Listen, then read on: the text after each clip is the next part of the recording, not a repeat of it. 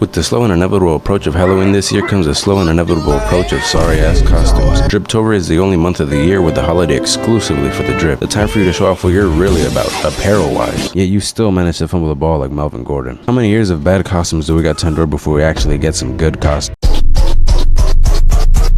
We love casting spells. Finally. It's a good fucking thing. You know what we're talking about in this video. All the sinful, trash-ass costumes coming up this year. So let us move with haste. First in line, in the recesses of the 7th circle, lies the real reason you're here. The trending costumes. Where all the 260 alpha, mysterious, sigma, secret yogurt males are gonna be. Without leaving out the he's literally me, SomethingElseYt, Duke Dennis, Skibbity Toilet Lover costumes. And the blue Smurf cats too. So a moment of silence for anyone over the age of 30 watching the video after that.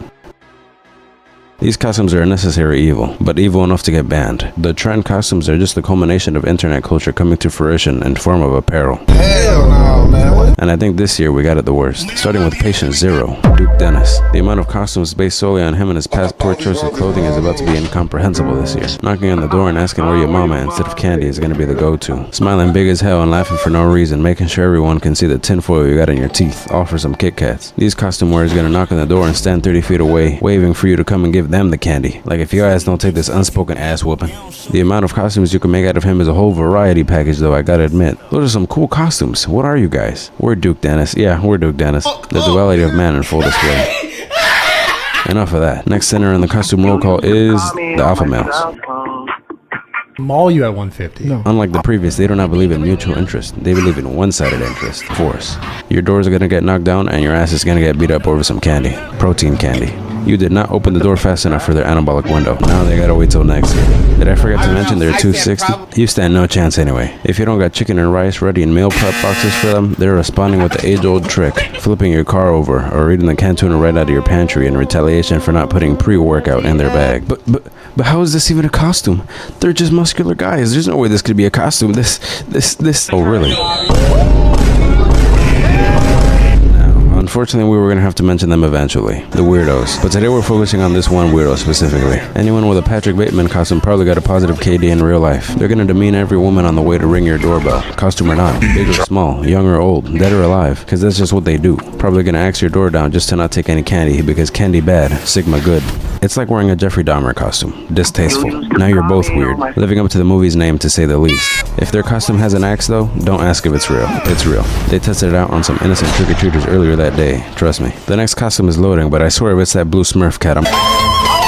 A brand new addition to the costume community this year, and it's honestly not that bad. If you want to wear it, you're just going to need blue paint, a Smurf hat, whiskers, one of these things, which is basically free, and a speaker, because the signature music is the main part. Otherwise, don't wear it at all. This cat has no business being anywhere with... Actually, let me just... The fact you can hear this image says enough. Any non-compliers, I will find you. Some of these costumes are uncomfortable to talk about because they're just cringe as hell, but that's why they're on this list to begin with. Besides some of the other ones like the Ryan Gosling costumes, these aren't that bad. You got 3 flavors actually. Depressed and Lonely, Wife Beater, and Yassified Wife Beater. The fits go hard though regardless if it's Halloween or not. And the Kai costumes too, he got some heat, I can't even lie. The fits are fire, so these 2 get a pass. But all them other trash bags have their rightful place in the underworld. We're labeling these with the sin of pride. On to the next one, the sin of sloth. The lazy costumes. These are the type of motherfuckers that show up to the Halloween party in regular clothes and say, I showed up as myself. Head ass. If you're one of them cornball ass people, you either don't celebrate Halloween or you're just lazy as hell. Being broke is not an excuse anymore. We already talked about Shein and Temo's worldwide dominance in costumes in the last video. We're in the age of easily accessible shitty costumes, and its consequences have been apparent. Like what the hell is this, bruh? These aren't even costumes. This is just clothing. If your ass hadn't gone to the coin wash this week, your ass wouldn't have had a costume. You know, you could have just showed up as yourself to the store and got the candy yourself, but nah, you want to put on a hoodie and a purge mask to get some whoppers in your bag. Okay, fat ass. Anything for some candy. Matter of fact, give me that shit back. The lazy costumes are debatably the worst. They take the least effort. The slutty costume genre takes at least picking a character and buying something. The cringe trend costumes gotta be put together by insanity and copious amount of times on the internet. But the lazy costumes? Motherfucker, that's just you.